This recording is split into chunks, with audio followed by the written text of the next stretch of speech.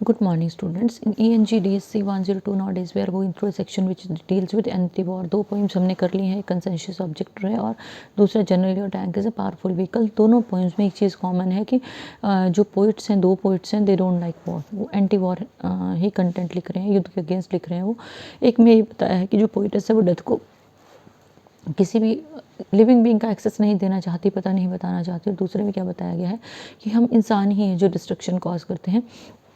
हमारा माइंड है, अगर कंस्ट्रक्टिव है डिस्ट्रक्टिव है तो हमें ये देखना है कि हमें कहाँ पे जो है वो कंस्ट्रक्टिवली अपने माइंड को यूज़ करना है। Now we will go through another chapter the dog of Tetwal which is written by Saadat Hasan Manto का ये एक चैप्टर है। इसमें पार्टीशन का जो कंसेप्ट है वो डिस्कस किया गया है कि किस तरह से इंसानों ने एक कुत्ते को भी नहीं छोड़ा, कि वो कुछ लोगों को लगता है वो हिंदुस्तान का कुत्ता है इंडिया का, कुछ को लगता है कि वो पाकिस्तान का कुत्ता है, and ultimately that dog is killed. तो एक जो लिविंग बीइंग है जो बेचारा बोल नहीं सकता, उसके ऊपर भी कितना भयानक असर हुआ है पार्टीशन का। क्योंकि पार्टीशन लिटरेचर के बारे में मैंने बहुत ज़्यादा आपसे डिस्कस किया है, जो आपकी the parrot in the cage जो हमने मुल्क राज आनंद की पोइम की है, सॉरी स्टोरी की है, उसमें काफ़ी डिस्कस किया है कंपलसरी इंग्लिश में। तो ये जो आपका पार्टीशन वाला है ये section it is a very touching, and when you will go through it you will find कि किस तरह से लोगों ने तकलीफ़ों को झेला होगा। वैसे तो the parrot in the cage में भी काफ़ी डिटेल में चीज़ों को डिस्कस किया गया था। तो उसमें एक बूढ़ी लेडी की पैंग्स और उसके मेंटल टॉर्चर को बताया गया है कि किस तरह से उसको लाहौर से भागना पड़ता है, और जो पर्टिकुलरली उसकी जो फ्लैशबैक है, जो उसकी मेमोरीज हैं, the deal with you know the night she left Lahore, वो सारी की सारी चीज़ें जो है ना वो एक बड़ी भयानक सी मेमोरी उसके माइंड में रहती है।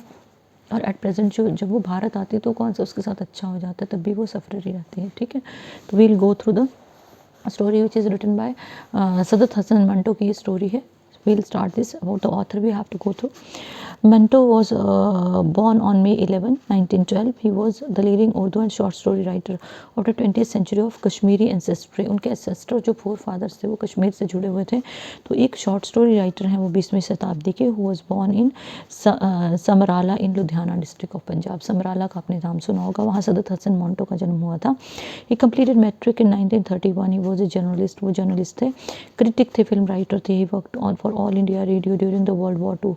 युद्ध जो वर्ल्ड वॉर टू हुई थी, जो विश्व युद्ध हुआ था दूसरा, तो ऑल इंडिया रेडियो में वो काम कर रहे थे। He was a successful screen writer in Bombay before moving to Pakistan during the partition of India.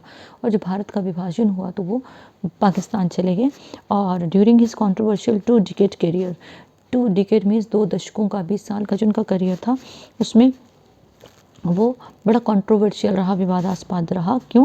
He published 22 collections of stories, 22 collections थी स्टोरीज की, 7 collections of radio plays, 3 collections of essays and a novel. He is best known for his short stories over 250 in 2 decades. 20 सालों में 250 के करीब short stories लिखी। Many of which have been enacted in plays and films, और बहुत सी उनकी short stories जो प्लेज की फॉर्म में है या फिल्म्स की फॉर्म में इनेक्ट हो चुकी हैं, स्टेज पे या पर्दे पे दिखाई जा चुकी हैं। He belong to middle class Kashmiri family of Amritsar. Amritsar में रहने वाली एक मिडिल क्लास कश्मीरी फैमिली से जो थे मेंटो संबंधित थे। He was born in Samrala, Amritsar में है अब वो। And his short life span saw him migrate to Pakistan after partition. और क्या हुआ, वो 1912 में पैदा हुआ, 1955 में उनकी डेथ होगी, तो वो पाकिस्तान चले गए पार्टीशन के बाद। Where he died in Lahore in 1955 at the age of 43 years की एज में उनकी डेथ होगी। तो देखो, जो लोग करना चाहते हैं वो छोटी एज में लिटरेचर के लिए कितना बड़ा वो ट्रेजर या खजाना वो छोड़ के गए। Let us go through the content which deals with the story summary है। Through the story, the dog of Tatewal, Manto has raised basic question of the identity of such people. उन लोगों की आइडेंटिटी या पहचान का question raise किया है।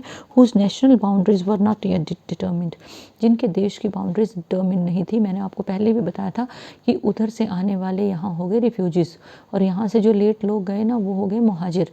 उनको जो है अभी भी इक्वल अगर आप बोले ना समाज में, वो जब एक पर्टिकुलर टैग लगता है ना कि this very person is a refugee, तो व्हाट डज इट मीन। तो उन लोगों को क्या लगता होगा कि अपने ही देश में हम लोग शरणार्थी हो गए। तो इट्स रियली क्वेश्चन, एक बड़ा गहरा सा और छूने वाला क्वेश्चन है कि who is a refugee actually. और मुहाजिर कौन है? जो भारत के लोग भारत में आए वो रिफ्यूजी हो गए, और जो पाकिस्तान के लोग पाकिस्तान वापस गए अपने लोगों के पास अगर वो चले गए तो वो मुहाजिर हो गए। तो एक आइडेंटिटी का क्वेश्चन है ये, ठीक है, पहचान का। We need to recall the immediate context of the story at this point. तो हमें इसका इमीडिएट स्टोरी का कंटेक्स्ट यहाँ पे लेना पड़ेगा। तो partition took many lives in its wake, जब पार्टीशन हुआ, विभाजन हुआ, हुआ, पेज नंबर 89 है। तो क्या हुआ, बहुत से लोगों की ज़िंदगियाँ चली गई। Soldiers were earlier fighting the British for freedom, सिपाही जो अभी तक ब्रिटिशर्स से, अंग्रेज़ों से लड़ रहे थे आज़ादी के लिए, they started suddenly found enemies in each other. अब क्या था, हिंदू मुस्लिम इकट्ठे होकर पहले लड़ रहे थे, क्यों, ब्रिटिशर्स को भगाना था। और अब क्या हुआ, हिंदू लड़ने लग गया मुस्लिम के साथ और मुस्लिम हिंदू के साथ, क्योंकि अब उन्हें एक दूसरे को भगाना था। हिंदू को लगा हिंदू राष्ट्र मेरा भारत है और मुस्लिम को लगा मेरा राष्ट्र पाकिस्तान है। ये कंसेप्ट जिसने भी दिया, पॉलिटिशियंस ने दिया, हमें अच्छी तरह से पता है, लेकिन उसका नुकसान किसने भुगता है, आम आदमी ने उस चीज़ को झेला है। ठीक है ना, पॉलिटिशियंस वर वेरी सेफ। यहाँ पे क्या था, अपनी फैमिलीज़ को सेव किया, जिन्होंने जाना था वो चले गए, जिन्होंने यहाँ रहना था वहाँ यहाँ रहे। जब पाकिस्तान का कंसेप्ट उठने लगा तो पाकिस्तान से जिन हिंदू फैमिलीज़ ने आना था, ओवर इन्फ्लुएंशियल, पॉलिटिकल इन्फ्लुएंशियल थे, पैसे वाले थे, अच्छी तरह से आए, वो सेफ आ गए। लेकिन जो बेचारा आम आदमी था ना, that very person suffered a lot. जो पार्टीशन की रात को, 15 अगस्त की रात को जो मूव कर रहा था ना, किस टाइप का इंसान होगा जिसका परिवार मार दिया जाता है और वो इंसान जो पागलों की तरह भटकता है। ठीक है ना, तो ये जब आप फ्रीडम जस्ट हमारा जो पार्टीशन से रिलेटेड लिटरेचर पढ़ोगे then you will come to know. There is a book, I am not recalling I am not able to recall the name of the book, that is very touching. एक partition literature की book है, तमस, अगर कभी मिलेगी तो पढ़ना। वैसे आपको बोल के फ़ायदा तो कुछ नहीं है, मैं तो अपनी मेमोरी को थोड़ा सा रिटेन करने की कोशिश कर रही थी। लेकिन पार्टीशन का अगर सुनना होगा तो अपने जो दादा परदादा है ना घर पे, उनसे पूछना, नाना नानी जो प्रीवियस जनरेशन वाले, उनसे पूछना, they will be able to tell you in detail. So अभी पहले लड़े, ब्रिटिशर्स को भगाया, फिर आपस में लड़ पड़े, है ना। It wasn't merely the land which got separated by the ramifications of Radcliffe line but relations. ये सिर्फ एक लाइन, रेडक्लिफ लाइन नहीं लगी भारत पाकिस्तान के बीच में कि भाई ये हमारा एरिया है, तुम्हारा है। क्या हो गया, हमारे रिश्ते भी टूट गए। आज भी लोग, अगर आप पंजाब में जाओगे ना, वहाँ बुज़ुर्ग रोते हैं कि उनके जो रिलेटिव्स हैं वो पाकिस्तान में हैं। ननकाना साहिब का आपने नाम सुना होगा, which is associated with Sikhs. कई सिख्स के रिलेटिव वहाँ पे, दे आर सफरिंग देयर, लेकिन मिलने का कोई स्कोप ही नहीं है, तो कैसे मिलना है वहाँ पे। ठीक है ना, क्योंकि बैरियर्स हैं, बाउंड्रीज हैं, रूल्स हैं, रेगुलेशंस हैं, आम आदमी के लिए तो बहुत मुश्किल है। The war is now about Kashmir and at the moment it belongs to neither side. युद्ध जो है वो कश्मीर के बारे में है और एट प्रेजेंट तो किसी भी साइड का नहीं है। How will the status of such people be defined, कि वो लोग बेचारे, उनका स्टेटस कैसे डिफाइन होगा कि वो भारत के हैं, पाकिस्तान के हैं।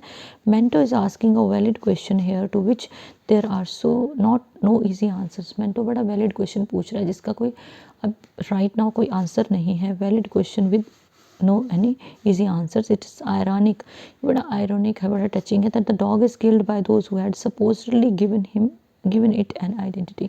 कुत्ते को एक पहचान दी गई। बाउंड्री पे एक कुत्ता आता है, पाकिस्तान वाले अपना जो है वो पट्टा डाल देते हैं, उसके गले में टैग, एक कार्डबोर्ड लटका देते हैं, और इंडिया वालों को लगता है कि हमारे भारत का कुत्ता है, बस इसी लड़ाई में वो कुत्ता मारा जाता है। ठीक है, the fate of innocent victims of violence is symbolised in the senseless killing of the dog of TET wall.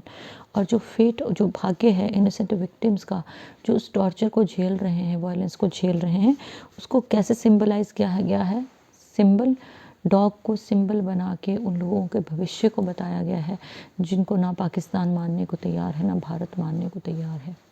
ठीक है, तो एक चीज़ इस कंटेक्स्ट में आपने अभी भी याद रखनी है कि किस ईयर में स्टोरी लिखी गई है, that ever remains very very important.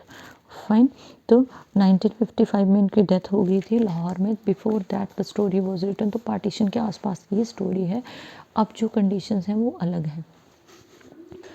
The two sides had not budged from their positions for several days now। कि अपनी पोजीशंस को दोनों साइड के सोल्जर्स ने, पेज नंबर 90 जो स्टार्स लगे उससे नीचे चैप्टर शुरू कर रही हूँ, दोनों साइड्स ने अपनी पोजीशंस को बड़े दिनों से चेंज नहीं किया था। ओकेजनल बर्स्ट्स ऑफ फायरिंग, बीच बीच में वो फायर करते थे एक दूसरे पे, about 10 or 12 rounds in a day, 10 से 12 गोलियाँ दिन की चलती थी। Were to be heard but never the sound of human strikes, means कि लोगों को चिल्लाने की आवाज़ें नहीं आती थी, वो हवा में फायर होते थे 10-12, वो एक दूसरे पे फायर नहीं करते थे। द वेदर वॉज प्लेजेंट, मौसम बहुत मस्त था। द विंड वेफ्ट अक्रॉस, हवा बह रही थी चारों तरफ। Spreading the scent of wild flower, चारों तरफ जंगली फूलों की खुशबू थी। Oblivious to the battle on the peaks and slopes, nature was immersed in its necessary work, कि बैटल चल रही थी स्लोप्स पे जो ढलान थी और चोटियों पे, बीच बीच में फायरिंग लोग कर रहे थे, लेकिन नेचर जो था ना इमर्स होता पूरी तरह से डूबी हुई थी, अपना काम कर रही थी, प्रकृति अपने काम में बिजी थी। The birds chopped as before, पक्षी पहले की तरह चहचहा रहे थे। The flowers continue to bloom, flowers की ब्लूमिंग वैसे ही थी, फूल वैसे ही खिल रहे थे। And lazy honey bearing bees sleeping sipped nectar in the old time honoured by way. So जो हनी बीज बड़ी लेजी सी अपना काम कर रही थी ना, वो देवर स्लीपिंग सिप्ड नेक्टर, और वो स्लीपीली सिप्ड नेक्टर, नेक्टर क्या होता है, फूलों के रस को बड़े आराम से सक करके वो हनी बना रही थी, चूस के हनी बना रही थी। In the old time honoured way, पुरानी तरह से जैसे वो हमेशा करती हैं अपना काम, उसी स्पीड से वो काम कर रही थी, यानी कि युद्ध का या फायरिंग का उन पर कोई असर जो है वो नहीं हो रहा था। Each time a shot echoed in the hills, जैसे ही पहाड़ों में गूंज आती एक गोली की, the chopping birds would cry out in alarm and fly up, तो बर्ड्स क्या करते हैं, सडनली वो ज़ोर से चीखते हैं और वो उड़ जाते हैं, वैसे ही हो रहा था। As though someone had struck a wrong note on the instrument, जैसे कि म्यूजिकल इंस्ट्रूमेंट प्ले करती बार किसी ने गलत तार को छेड़ दिया हो।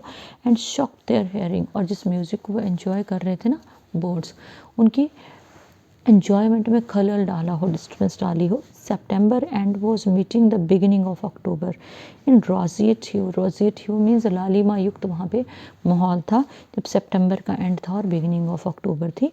It seemed that winter and summer were negotiating peace with one another, ऐसा लग रहा था कि गर्मी और सर्दी एक दूसरे के साथ क्या कर रही हैं, नेगोशिएट कर रही हैं, एक दूसरे के साथ जो है वो शांति का समझौता कर रही हैं। Thin light colours like fluffed up cotton sailed in the blue sky, और हल्के हल्के पतले बादल, ठीक है, लाइक फ्लफ्ड अप कॉटन, फूली हुई कॉटन की तरह जो बादल थे ना वो आकाश में बिखरे हुए दिख रहे थे, जैसे कॉटन के फाहे होते हैं। As if out on an excursion in their white shikaras, और कंपेयर किया है कि वाइट कलर के शिकारा हैं और वो जो क्लाउड्स हैं वो घूमने के लिए निकले हैं, एक्सकर्शन के लिए वो स्काई में निकले हैं। फॉर सेवरल डेज नाउ, अब काफ़ी दिनों से the soldiers on the both sides of the mountain posts had been restless, कि दोनों तरफ जो पहाड़ों पे सिपाही थे they were feeling restless as no decisive action was taking place, कि ना तो उनको जाने दे रहे थे, ना युद्ध हो रहा था, ना कुछ हो रहा था, वो वहाँ पे पड़े हुए थे बेचारे, लाइंग इन देयर पोजीशंस, वो अपनी पोजीशंस में लेटे हुए थे। They would get bored and then attempt to recite shers to one another, जैसे वो बोर होते तो एक दूसरे को वो शेयर सुनाते थे, वो वाला शेयर नहीं जैसे कंटेंट शेयर करना, उर्दू वाला शेयर, ठीक है, पोइट्री वो सुनाते थे। इफ़ नो वन लिसन्ड, अगर कोई नहीं सुनता, they would harm to themselves, वो खुद ही गुनगुनाते। They remained lying down on their stomachs, वो या तो पेट के बल लेटे होते थे या पीठ के बल लेटे होते थे, कहाँ, ऑन द रॉकी ग्राउंड, चट्टानी ग्राउंड पे लेटे होते थे वो। एंड व्हेन द ऑर्डर केम, जैसे ही ऑर्डर उनको आता, लेट ऑफ अ राउंड और टू, एक या दो राउंड गोलियों के वो चला देते थे। The two sides were entrenched in rather safe positions, दोनों साइड के सिपाही जो थे वो ट्रेंचेस में आराम से सुरक्षित जगहों पे थे। The high velocity bullets crashed against the shield of stone, पूरी स्पीड के साथ जो गोलियां थी वो कहाँ आके टकराती थी, पत्थरों के साथ। शील्ड्स ऑफ स्टोन, शील्ड होता है क्या बोलते हैं उसको, ढाल, पत्थर ढाल का काम कर रहे थे। And fell to the ground, बड़े बड़े चट्टानों से टकरा के वो गिर जाती थी। The two mountains on which the forces were ranged were of about the same height, दोनों पहाड़ जहाँ पे फोर्सेस थी उनकी हाइट जो थी वो बराबर थी। Between them was a green valley, imagine करो बीच में एक हरी घाटी, दो बड़े पहाड़ और वहाँ पे पत्थर, और rivulet wriggling like fat snake on its chest. अगर आपको याद होगा अगर आपने ढंग से सुना होगा तो एट द हिमालयाज जो चैप्टर है उसमें भी नेचुरल ब्यूटी की ऐसी ही रेफरेंसेस हैं। तो रिवलेट एक नाला था, एक जो छोटी सी नदी थी। It was wriggling like a fat snake, it was moving like a fat snake, मोटे से स्नेक की तरह पानी दिख रहा था ऑन इट्स चेस्ट। और उस घाटी में जो था वो पानी कैसे सांप की तरह, सरपेंटाइन रोड की तरह वो पानी चल रहा था। There were no danger of air raids, कोई खतरा नहीं था कि हवा में गोलाबारी होगी। निदर साइड पोजेस्ट आर्टिलरी, किसी के पास भी गोला बारूद नहीं था स्टोर में, थोड़ी थोड़ी उनको बुलेट्स राउंड्स दिए जाते थे। Therefore fire would be lit without fear और डेंजर, इसलिए वो रात को आग जला लेते थे बिना किसी खतरे के। And smoke from fire on both sides would rise and mingle in the air, दोनों तरफ का धुआं जो उठता था जब आग जलाते थे वो हवा में एक हो जाता था। इट शोज यूनिटी, नेचर में तो समानता थी, असमानता हमारे विचारों में थी। At night it was absolutely quite, रात को बहुत शांति रहती थी। The soldiers on both sides could hear bursts of laughter from each other, एक दूसरे की तरफ से रात को दोनों तरफ से बड़ी हंसी उनको सुनाई देती थी। बर्स्ट्स ऑफ लाफ्टर होता है ज़ोर ज़ोर की हंसी ठाके सुनाई देते थे। वंस इन अ वाइल, कई बार, entering into this spirit a soldier would begin to sing, कई बार होता था कोई सिपाही गाना गाना शुरू करता, his voice would awaken the silence of the night. और रात को आपको पता है थोड़ा सा शोर होता है ना तो बहुत ज़्यादा सुनाई देता, तो वो तो वैली थी, वहाँ इको थी, तो एक सिपाही गाना गाना शुरू करता, वो सबको सुनाई देता था। इकोज वुड बी देन रेवरबरेट, अब जो आवाज़ थी वो गूंजती थी, वहाँ रेवरबरेशन होती थी। And it would seem that mountains were repeating what they had just heard, और ऐसा लगता था कि जो पहाड़ है ना वो रिपीट कर रहा है जो उन्होंने अभी अभी सुना है। One round of tea had just been taken, एक टी का राउंड जो था वो ख़त्म हो चुका था। चलो इसको we'll discuss it in the next video, ये 15 मिनट्स का हो गया है, long enough for you. So it's page number 91, we'll discuss in the discuss the next part of this very chapter in the next video. इसको सुनना है और book को साथ लेकर आपने उसकी डिटेल स्टडी करनी है, और उसके बाद फिर when I will send you the next video तो आपको अगला कंटेंट मिलेगा। So good day.